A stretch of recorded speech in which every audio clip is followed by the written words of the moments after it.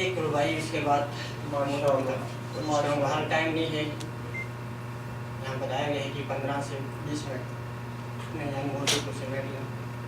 حسین غم میں تیرے کائنات روتی ہے، نکل کے روتا ہے دن، چھپ کے رات روتی ہے، ہر ایک گھر میں ہے برپا مجالس شبیر، ہر ایک زباں پہ ماتم کی بات ہوتی ہے۔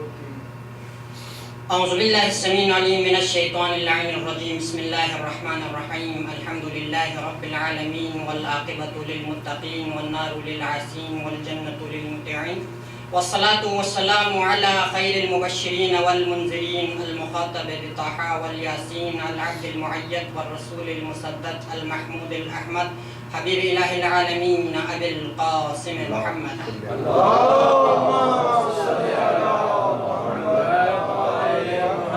ثم الصلاة والسلام على وليه ووصيه ووزيره وباب الحكمته وناطق الحجته علي بن ابي طالب، غالب على كل غالب، مطلوب كل طالب، امام المشارق والمغارب، فاتح باب خيبر، والد الشبير الشبر، قاتل مرحب عنتر، قال في شأنه ضربة علي يوم الخندق افضل من عبادة الثقلين۔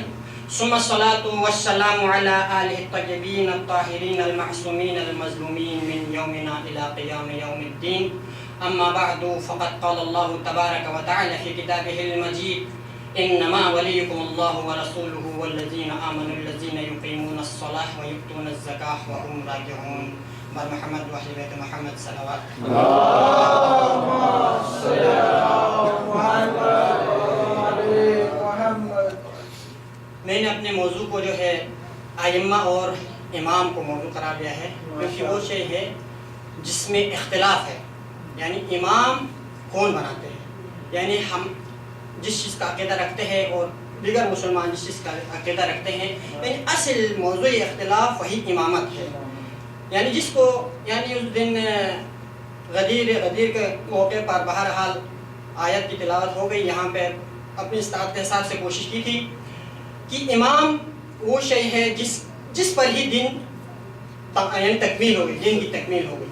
لیکن اس غدیر کو لوگوں نے بلایا، اس کو بلانے کی وجہ سے آج یوم عاشور پھر سے دوبارہ کیا ہے بپا کرنا پڑا۔ اس لیے ایک شاعر فرماتے ہیں کہ ترویج دین اگرچہ بقتل حسین شود، ترویج دین، کیونکہ تکمیل تو اس دن ہو گیا تھا لیکن اس کو لوگوں نے نہیں مانا۔ اچھا، اس کو یعنی دل سے کیا نے اس کی تصدیق نہیں کی، تو امام حسین کو پھر سے ایک مرتبہ امامت کو سمجھانے کے لیے کربلا کے میدان میں تشریف لے آئے۔ تو ترویج دین اگرچہ بقتل حسین شود، تکمیل بموئے پریشان زینب، کیونکہ تکمیل جب تک زینب کو ساتھ لے کے جا کے بغیر تکمیل دین نہیں ہونا تھا، کیونکہ ایک مرتبہ اليوم اکملت لکم دینکم واتممت علیکم نعمتی ورضیت لکم الاسلام دینا، وہ آیت تو اتری تھی لیکن اس آیت کو لوگوں نے بلا دیا۔ تو اس آیت کو پھر سے ایک مرتبہ اعلان کرنے کے لیے امام حسین اپنے اصحاب و انصار اور مستورات کو بھی ساتھ لے کے کربلا کے میدان میں تشریف لے آئے ہیں۔ اب اس بنا پر میں نے اپنے اس موضوع کو امامت اور ائمہ کیا ہوتے ہیں اس کو کیا ہے انتخاب کیا ہے۔ بہرحال کوشش کروں گا کہ اپنی استطاعت کے حساب سے میں بیان کروں۔ تو وقال فی شأنہم، امامت اور ائمہ کیا ہوتے ہیں؟ انما یرید اللہ لیذہب عنکم الرجس اہل البیت ویطہرکم تطہیرا۔ یہ ہے امامت کی شان۔ یا ایھا الذین آمنوا صلوا علیہ وسلموا تسلیما، یہ ہے امامت کی شان۔ وقال ومن یشری نفسہ ابتغاء مرضات اللہ واللہ رؤوف بالعباد۔ یہ آیات سب اب سنتے آ رہے ہیں، ان کی تشریح کی طرف میں نہیں جاتا ہوں، مختصر یعنی آیات کی تلاوت کرتے ہوئے میں اپنے موضوع کی طرف جاتا ہوں۔ وقال فی شأنہم قل رب ادخلنی مدخل صدق واخرجنی مخرج صدق واجعل لی من لدنک سلطانا نصیرا۔ وقال فی شأنہم علی مع الحق والحق مع علی۔ وقال فی شأنہم علی منی وانا منہ۔ وقال فی شأنہم حسین منی وانا منہ۔ ماشاءاللہ ماشاءاللہ۔ بہرحال ائمہ کی شان تو کوئی بھی بیان نہیں کر سکتے کہ ہم جیسے طالب علم ان کی شان کہاں بیان کر سکے، لیکن اپنی استطاعت کے حساب سے کیا ہے کوشش کرنا ہر انسان پر فرض ہے۔ کیونکہ کربلا یعنی یہاں پر ہم جمع ہونے کا دو مقصد ہے. ایک مقصد ہے حسین, جس چیز کے لیے حسین نے قیام کیا, ایک اس مقصد کو آپ سامنے رکھنا ہے. ایک بقائے مجلس, یعنی ایک مقصد کربلا کے وجود کے بعد, یعنی آپ دو مقصد کو سامنے رکھنے ہیں. ایک وجود مجالس, ایک مجالس کو قیام کرنا, یہ بھی ایک مقصد ہے. ایک وہ مقصد جس مقصد کے لیے امام حسین نے قیام کیا. اب امام کی شان جو ہے, شان ایک حدیث میں جو ہے بیان فرماتے ہیں کہ امام کیا ہے. امام کی یعنی اقسام کے بارے میں ایک حدیث لکھ کے لے کے آیا ہوں, اسی کی تلاوت کروں گا اور انشاءاللہ مختصر کوشش کروں گا کہ مختصر کروں. میں ویسے آج تو سوچ رہا تھا کہ کچھ بیان کر لوں. بہرحال ٹائم کو مد نظر رکھتے ہوئے حدیث کی تلاوت کر کے آپ لوگوں کے زحمت کو تمام کروں گا. بر محمد و اہل بیت محمد صلوات.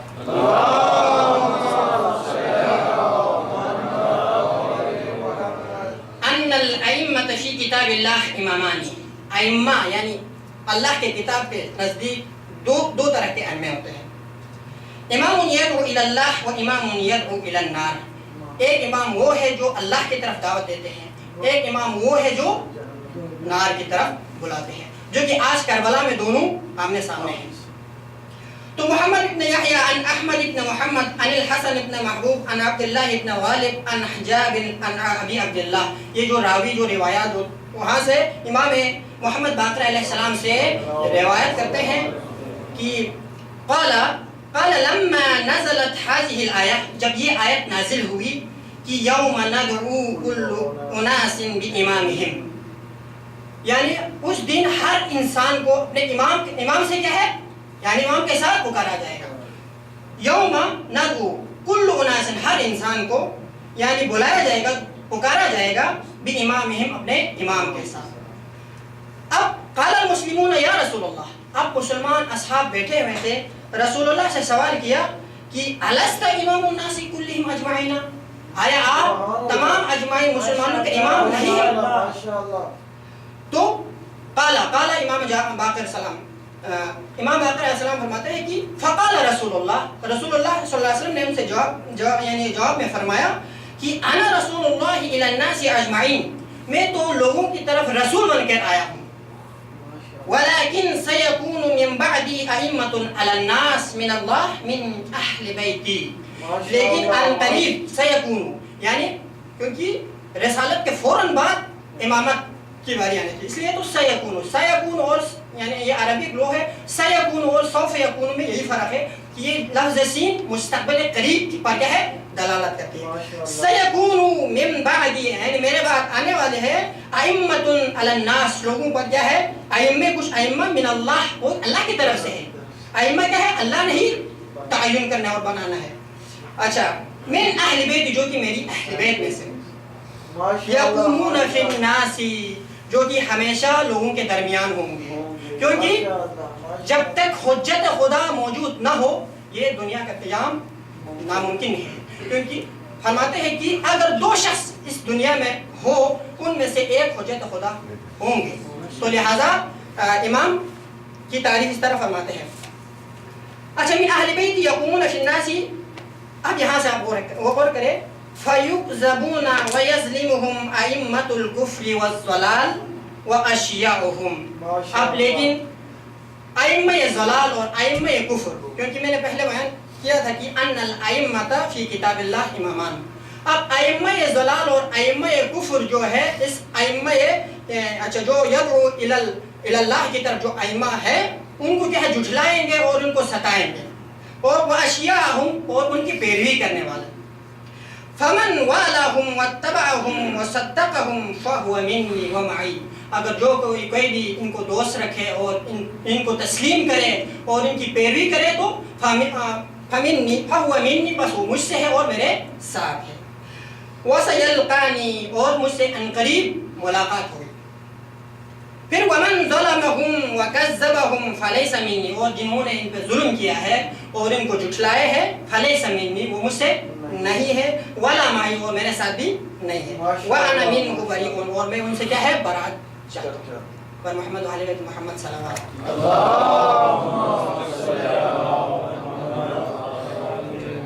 تو آج یہ جو مجلس مجلس ہم قائم کر رہے ہیں وہ امامت کی جو ہے یعنی اصل موضوع ہی امامت ہے کہ امام نے قیام کس لیے کیا، کیوں کیا. کیونکہ شاعر فرماتے ہیں کہ شاہ است حسین، بادشاہ است حسین، دین است حسین، دین بنا است حسین، سردار ندا دست در دست یزید، حقا کے بنا الہ الہ است حسین. حسین بادشاہ ہے، بہر اس کا ترجمہ سب بہتر جانتے ہیں. آخری ایک نقطہ ہے اس کی طرف، یعنی ایک شاعر یہ کہتے ہیں کہ ایک حسین کے لا نے لا الہ الا اللہ کو پوری دنیا میں لا نے لا الہ الا اللہ کو پھیلا دیا. وہ لا کیا ہے؟ سردار ندا دست، وہ دست ہے جس کو حسین نے یزید کے ہاتھ میں نہیں دیا. اس کی وجہ سے آج لا الہ الا اللہ جو ہے ہر مسجد روڈ سے لا الہ الا اللہ کی آواز بلند ہو رہی ہے. لیکن افسوس اس بات کی ہے کہ اس شخصیت کو لوگ یاد نہیں کرتے ہیں، اس کے مجلس قائم نہیں کرتے ہیں. اچھا، اسی کے بارے میں اب اصل موضوع کے ائمہ ہے، پھر اسی کے روشنی میں تھوڑی اور بھی گفتگو انشاءاللہ کوشش کروں گا کہ ان ائمۃ علیہم السلام نور اللہ عز وجل، ائمہ تو اللہ کے نور میں سے ہے، نور خداوندی ہے. کہ ان ابی خالد الکابلی، یہ ایک راوی ہے، قال سألت ابا جعفر علیہ الصلوۃ والسلام قول اللہ عز وجل، میں ابا جعفر علیہ الصلوۃ والسلام سے سوال کیا اس قول کے بارے میں، فآمنوا باللہ ورسولہ، تم لوگ ایمان لائے اللہ اور اس کے رسول پر، والنور الذی انزلناہ، اور اس نور پر جس کو ہم نے نازل کیا. یا رسول اللہ، یعنی ابن رسول اللہ، اس آیت سے کیا مطلب ہے؟ تو فقال امام محمد باقر علیہ السلام، یا ابا خالد، اے ابا خالد، النور واللہ ائمہ، اللہ کی قسم، یہاں پہ قسم کے ساتھ تاکید کے ساتھ فرماتے ہیں کہ واللہ وہ نور ائمہ ہے من آل محمد الی یوم القیامہ، جو کہ آل محمد سے قیامت تک وہ کیا ہے؟ قائم رہے. وہم واللہ نور اللہ الذی انزل، وہی لوگ جو اللہ نے، وہی نور ہے جو اللہ نے نازل کیا. اس قرآن کی آیت سے مطلب وہی ائمہ ہے.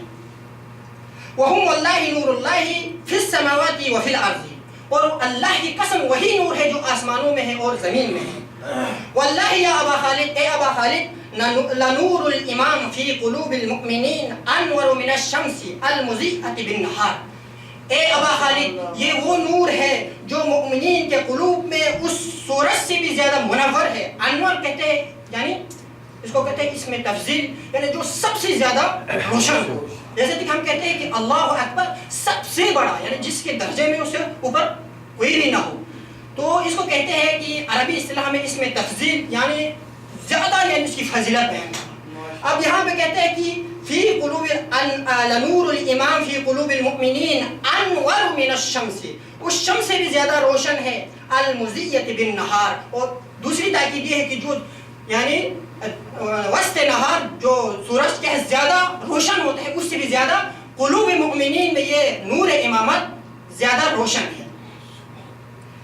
وہم واللہ ینورون قلوب المؤمنین، اللہ تعالیٰ اس قلوب مؤمنین کو اس نور امامت کے وجہ سے منور فرمائیں گے.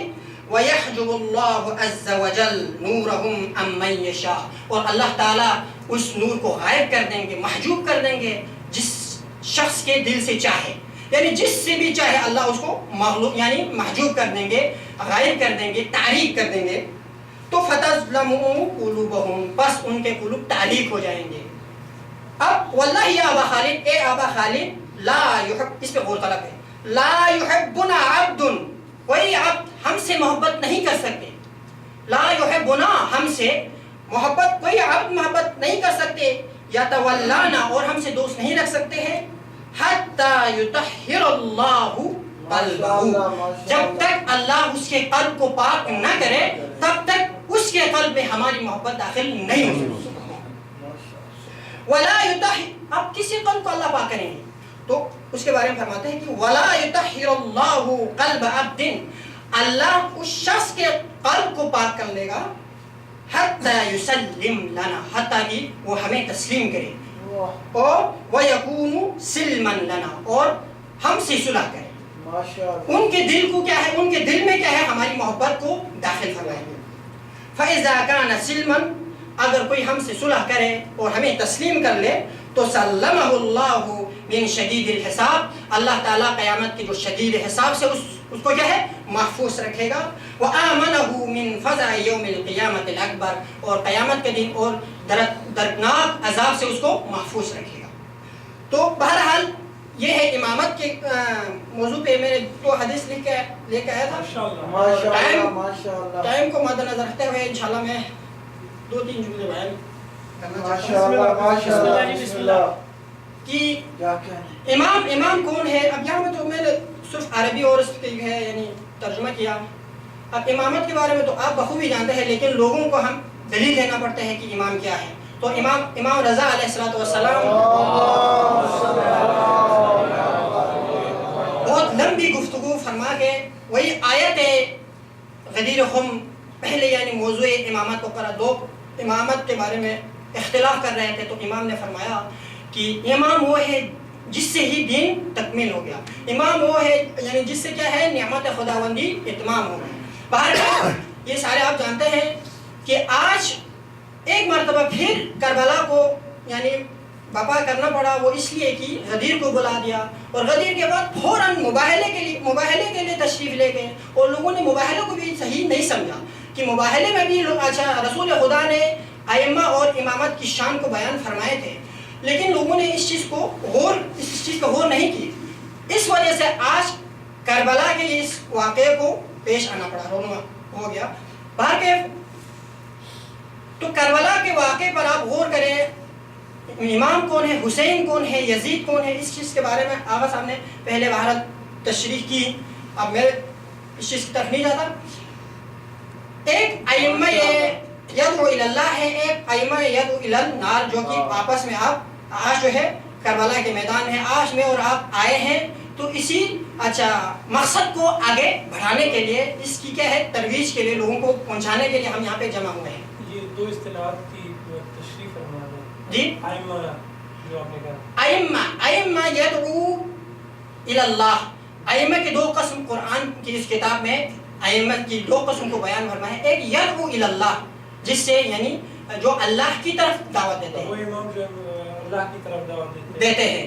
اور ایک وہ ائمہ جو الی النار، جو کہ نار کی طرف جہنم کی طرف دعوت دیتے ہیں. ائمہ کے 2 گروہ ہیں. اب وہی 2 گروہ کے آپس میں نمرود اور شداد، وہاں سے ہی یہی 2 گروہ کے آپس میں ٹکراؤ آتے ہوئے آج کربلا کے واقعہ وجود میں آئے ہیں کہ 2 گروہ کے کیا ہے سربراہ. تو ہر اس کے جو سربراہ ہونا ہے، دونوں حق بھی نہیں ہو سکتے، دونوں باطل بھی نہیں ہو سکتے.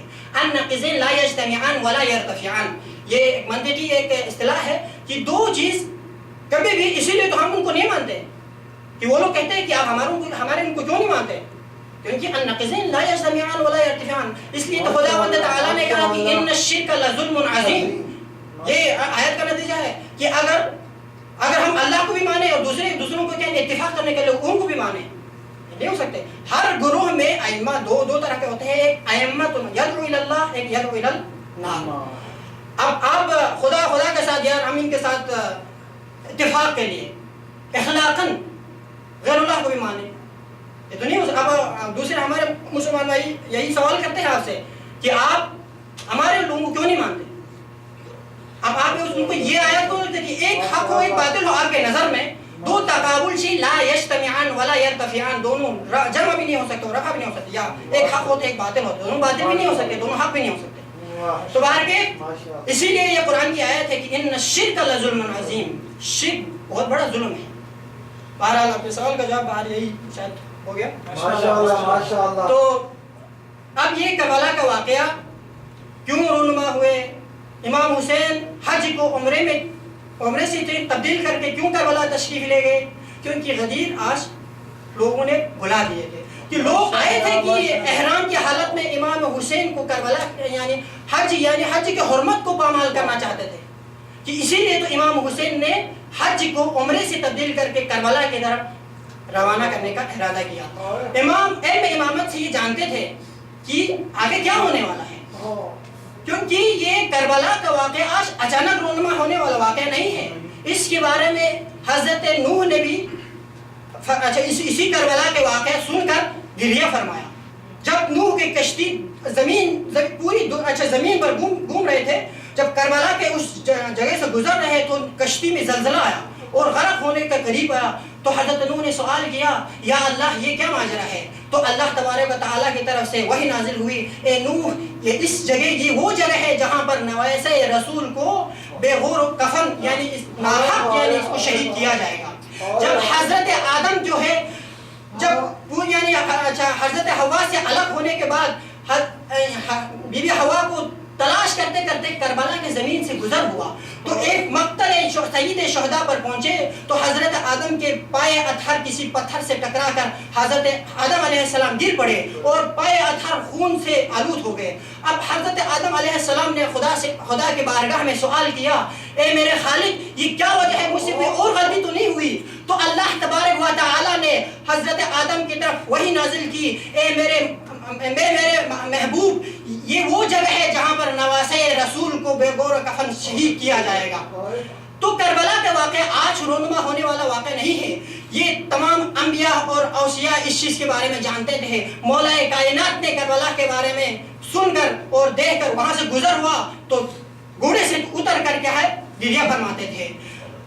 آج بہر مختصر الکلام آج 2 محرم اور 3 محرم کو امام حسین زمین کربلا میں پہنچ گئے، اور مختصر کرتا ہوں کیوں ٹائم نہیں ہے، بہرحال زمین کربلا میں پہنچ گئے اور امام حسین لشکر ہور سے مخاطب ہو گئے، لشکر ہور سے ملے وہاں پہ، اور امام حسین نے ان کے لشکر کو پانی یعنی جو آپ سب بخوبی جانتے ہیں، میں اس کی تفصیل کی طرف نہیں جاتا، باہر کے امام حسین کربلا کے اس میدان میں آج پہنچ گئے، یعنی کل کے دن کیونکہ یہ تاریخ ہے اسے، لیکن 2 محرم الحرام کو امام حسین ورود کربلا ہوئے ہیں۔ تو امام حسین نے اصحاب سے، بعض کہتے ہیں کہ اصحاب سے سوال کیے، بعض کہتے ہیں کہ اس کربلا کے یعنی سائڈ پہ ایک گاؤں ایک قلعہ تھا، اس قلعے کے والے لوگوں سے پوچھا، ان سے سوال کیا اس زمین کا کیا نام ہے، کیونکہ ایک طور یعنی مسائل بیان کرنے والے فرماتے ہیں کہ جب کربلا کے زمین پر پہنچے تو زلجنہ آگے بڑھنے سے انکار کر دیا، تو امام حسین زلجنہ سے نیچے تشریف لائے اور آگے گاؤں والوں سے جا کے سوال کیا اس زمین کا کوئی کیا نام ہے، تو ایک شخص اٹھ کے سوال کا جواب دیا اس زمین کا نام نینوا ہے، اور امام حسین نے آیا اس زمین کا کوئی اور بھی نام ہے، تو ایک شخص کھڑے ہوئے اس زمین کو آذریا بھی کہتے ہیں، پھر امام حسین نے دوبارہ سوال کیا آیا اس زمین کا کوئی اور نام بھی ہے، تو ایک شخص نے عرض کیا مولا اس زمین کو شط الفرات بھی کہتے ہیں۔ جب مولا امام حسین نے ایک اور مرتبہ سوال کیا تو ایک شخص کھڑے ہوا اور عرض کیا مولا اس زمین کو کربلا بھی کہتے ہیں۔ جب نام کربلا گوش گزار ہوئے تو امام حسین کے چشم ادھر سے آنسو بہنا شروع ہوا، اور اصحاب و انصار سے امام حسین نے فرمایا یہیں پر سامان اتارے، خیمے لگائے اور خیمے کو ایک ایسی جگہ پر لگائے جہاں نیچ جگہ ہو۔ اس کا مطلب کیا ہے؟ ایک نیچی جگہ پر خیمے لگانے کا مطلب اب علماء فرماتے ہیں یہ علم امامت یہی جانتے تھے کہ آج نہیں تو کل روز عاشور تمام اصحاب و انصار کو شہید کیا جائے گا، تمام اصحاب و انصار کے سرحائے اطہر کو نو کے نیزے پر نکالا جائے گا تاکہ ہمارے مستورات ان کے شہید ہونے کے عالم کو نہ دیکھے، اس لیے ایک گڑی ہوئی یعنی نیچے زمین پر خیمے کے لگانے کا جو ہے حکم کیا۔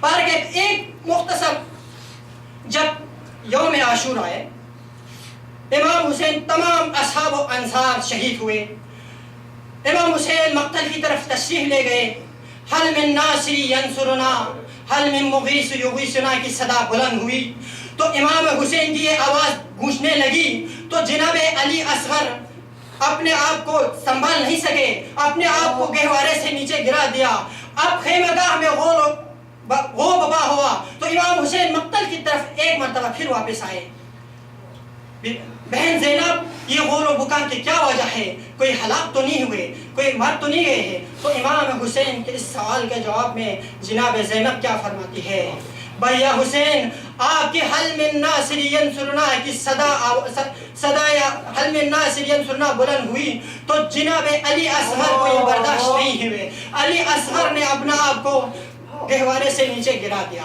باہر کے مختصر جب امام حسین تمام اصحاب انصار شہید ہونے کے بعد امام حسین ذوالجناح پہ سوار ہو رہے تھے تو جناب زینب رکاب پوشی کے لیے تشریف لے گئی. دائیں بائیں دیکھیں کہ ان کی دنیا کا رسم ہے کوئی بھائی سفر میں جاتے ہیں تو اس کے ماں بہن اس کے ہم سفر سے اس کی سفارش کرتے ہیں کہ میرے بھیا کو جو ہے اس کا خیال رکھنا, اس کو سفر میں اس کے کوئی عذاب اس پہ کوئی تعزیت نہ ہو, یعنی اس پہ کوئی ظلم نہ کرے, اس کو دھیان سے آپ اپنے یعنی مقصد تک پہنچا دینا. اب بی بی زینب دائیں بائیں دیکھتی ہے کوئی نظر نہیں آتا.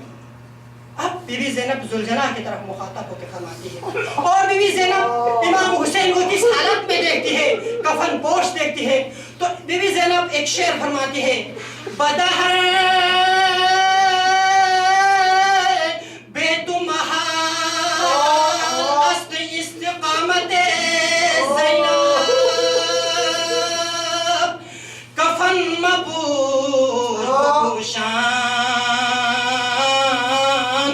کفن بقامت زینب. جب یہ حالت دیکھتی ہے کہ امام حسین کفن پوش نظر آئے تو امام حسین سے کیا فرماتی ہے کہ بھیا حسین آپ کفن نہ پہنے بلکہ اپنے مبارک ہاتھوں سے زینب کو کفن پہنائے. پھر ذوالجناح سے مخاطب ہو کے فرماتی ہے, اے خانزادے اسب تو حال مرا ببین, ہجدہ برادرم ہما غلطین بر زمین. خانزاد یعنی اے میرے گھر کے پلے ذوالجناح, آپ میری حالت کو دیکھ کر جائیں. مجھے 18 بھائیوں سے جدا ہو کر کے ایک بھیا ہے, اس کو ایک مرتبہ مقتل سے دوبارہ لے گئے تاکہ میں دیکھ سکوں کہ بے کس اور لاچار مظلوم بھائی کی چہرے کی حالت کیسی ہوتی ہے. جوان بیٹے سے جدا ہونے کے بعد اس کی حالت میں دیکھ سکوں, جوان بھائی عباس سے جدا ہونے کے بعد اس کی حالت کیسی ہے. اللہ لعنت اللہ علی القوم الظالمین و صلی اللہ علیہ وسلم.